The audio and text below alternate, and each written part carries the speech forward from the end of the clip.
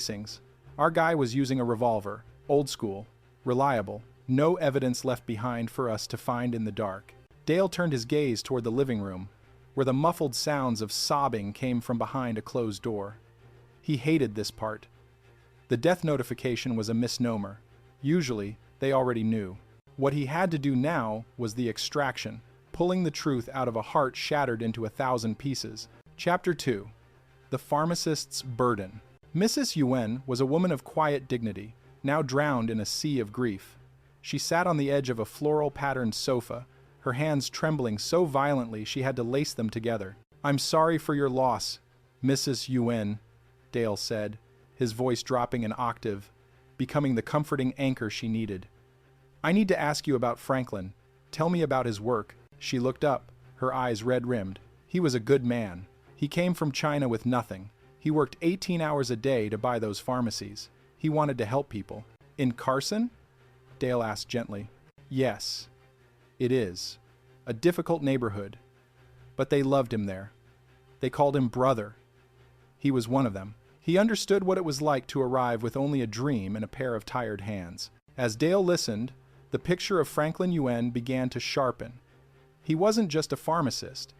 He was a pillar of the immigrant community. In a world where banks were suspicious of people with accents, Franklin was the man who cashed their checks. He was the man who provided medicine on credit. He was the man who carried the weight of 1,000 struggles in that leather briefcase. "He had security, didn't he?" Dale asked. Mrs. Yuen nodded. "He was not foolish. He knew the risks. He hired guards, but he was private. He didn't want them to know where we lived. He would have them follow him to the freeway exit, and then he would go the rest of the way alone. He wanted this house to be a secret. A secret that someone found out," Dale thought. "Tell me about the guards," Dale pushed. "Any names? Anyone he didn't trust?" "He didn't trust any of them 100%, she whispered. "He said, 'You cannot trust a man who guards money he will never own.'" Chapter 3. The Ghost in the System. The next morning, the air in the station was thick with the smell of burnt coffee and ozone from the Xerox machines. Dale sat at his desk, staring at a list of names. "Security guards," Hooper said, dropping a file on Dale's desk. "Most of them are licensed, but Franklin liked to hire independent contractors. Muscle for hire." One name stood out, Lester Hicks. Dale and Hooper found Hicks at a small gym in Carson, the air heavy with the scent of old sweat and iron. Hicks was a mountain of a man, his skin mapped with scars. "Franklin Yuen?" Hicks grunted, dropping a heavy barbell. "Yeah, I heard." "Shame. He was a decent boss, paid on time." "We hear there was another guy," Dale said, leaning against a punching bag. "A guy who didn't show up for work lately. Danny Mosley." Hicks wiped his face with a towel, his expression turning guarded. "Mosley. Yeah, that dude was different. Ambition is a dangerous thing in a guy with a badge and a gun." "How so?" "He talked," Hicks said, looking around to make sure nobody was listening. "Talked about how easy it would be, how the pharmacist was sitting on a gold mine and didn't have the stomach to protect it. Mosley said he had a plan to rip the man off." Dale felt the familiar spark of a lead. "Where's Mosley now?" "Disappeared," Hicks said. "Vanished a week before the shooting. Didn't even pick up his last check." Dale traded a look with Hooper. A man like Mosley didn't leave money on the table unless he was expecting a much bigger payday. "Run him," Dale ordered as they walked back to the car. "I want Danny Mosley's life story on my desk by lunch." The results came back faster than expected. Danny Mosley wasn't hard to find. He was already in custody. "Federal lockup in L.A., Hooper reported, stunned. "Arrested 4 days ago for a string of armed robberies. He's the leader of a professional stick-up crew." "So, he has an alibi for the night of the murder," Dale said, tapping his pen against his chin. "But a guy like Mosley doesn't work alone. He has a baby, a crew, and if he couldn't do the job himself, he'd send a proxy." Chapter 4. The Seed of Panic. The federal detention center was a monolith of concrete and despair. Dale sat across from Danny Mosley in a small, windowless interrogation room. Mosley was lean, with eyes that moved like a shark's always hunting, never resting. "I don't talk to cops," Mosley said, leaning back, his orange jumpsuit vivid against the gray walls. "That's fine, Danny," Dale said, his voice conversational, almost bored. "I'm not here to talk. I'm here to tell you how it's going to go. We know you ordered the hit on Franklin Yuen. We know your crew did the work, while you were tucked away in here, thinking you were safe. Mosley's eyes flickered. A micro-expression of doubt. You don't have shit. Not yet, Dale lied smoothly. But we're rounding up your boys. One of them is going to want to trade your head for a shorter sentence. It's a race, Danny. First one to talk wins. I just wanted to see your face, so I'd recognize it when I come back with the warrants. Dale stood up and walked out.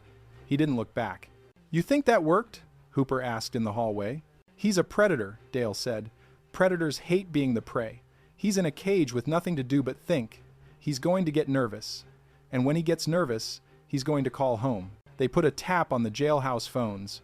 For 2 weeks, there was nothing but static and mundane chatter. Then, on a rainy Tuesday, the recorder clicked to life. I need you to do something for me, Mosley's voice hissed over the line. Yeah, Danny, whatever you need, a male voice replied. Get rid of my baby, you understand? It's too hot. Get it out of the house. Now, I got you, Danny. Consider it gone. Dale slammed his hand on the desk. The baby. He's talking about the gun. We have the number, Hooper said, already dialing. It's a residential line in West L.A. Registered to a Gerald Jennings. Chapter 5. The trap is set. Gerald Jennings was a student at UCLA. No criminal record. A good kid who happened to grow up in the wrong neighborhood and stayed loyal to the wrong friends. Dale didn't want a standard raid. If Jennings thought the police were coming, he might flush evidence, or worse, try to be a hero. He wanted Jennings to bring the evidence to them. Dale picked up the phone and dialed Jennings' number. Hello? A young, nervous voice answered. Gerald? This is a friend of Danny's, Dale said, pitching his voice into a rough, streetwise growl. Danny's losing his mind in here. He says the heat is coming to your door. I'm 10 minutes away. I'm coming to pick up the piece. Have it ready. Wait, who is this? No names over the wire, kid. Just have the bag ready and be at the curb. If you're still there when the cops arrive, you're doing 20 years. Move! Dale hung up. Surveillance teams in place? Dale asked over the radio. In position, the reply came. 10 minutes later, a silver sedan pulled out of a driveway in West L.A. The driver was a young man, looking frantically in his rearview mirror. On the passenger seat sat a gym bag. Go, Dale said. The takedown was surgical. 3 unmarked cars boxed Jennings in at a red light. Hands! Show me your hands! Jennings didn't fight. He looked like he was about to faint. Inside the bag, wrapped in an oily rag, was a .357 Magnum, a heavy, brutal piece of iron. Dale held the gun in his gloved hand, feeling its weight. Is this it, Gerald? Is this the gun that killed Franklin Yuen?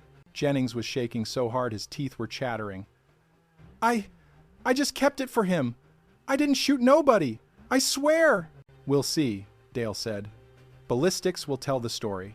But as Dale walked toward the forensics lab, a knot tightened in his stomach. It felt too easy. In his experience, the baby was rarely the one that did the actual crying. Chapter 6. The Sound of Silence. The ballistics lab was located in a basement that always smelled of gun oil and ozone. It was a place where science met violence, where the microscopic grooves on a piece of lead could send a man to the gas chamber or set him free. Dale stood by the technician, a man named Miller, who had spent 20 years staring through a comparison microscope. Miller hummed a tuneless song as he aligned the test bullet fired from the .357 Magnum with the slug pulled from Franklin Yuen's chest. Dale watched the monitor. The 2 halves of the screen showed the striations, the fingerprints of the gun barrel. Miller stopped humming. He adjusted the focus, frowned, and then leaned back. Bad news, Dale, Miller said, rubbing his eyes. It's a .357, sure, but the rifling doesn't match. This gun didn't fire the fatal shot. Dale felt a cold wave of disappointment. Homicide investigation was often a game of 2 steps forward, 1 step back, but this felt like a tumble down a flight of stairs. You're sure? As sure as death and taxes, Miller replied. The lands and grooves are completely different. This weapon is clean of the UN murder. Dale walked out of the lab and back into the interrogation room, where Gerald Jennings was waiting. The kid looked like he hadn't slept in a week. His smug attitude had long since evaporated, replaced by the raw, jagged edges of panic. The gun is clean, Gerald, Dale said, sitting down across from him. But that doesn't make you clean. You were transporting a weapon for a known felon. You're looking at a laundry list of charges. Jennings leaned forward, his voice a frantic whisper. I told you! I didn't do it, Mosley. He just asked me to keep it.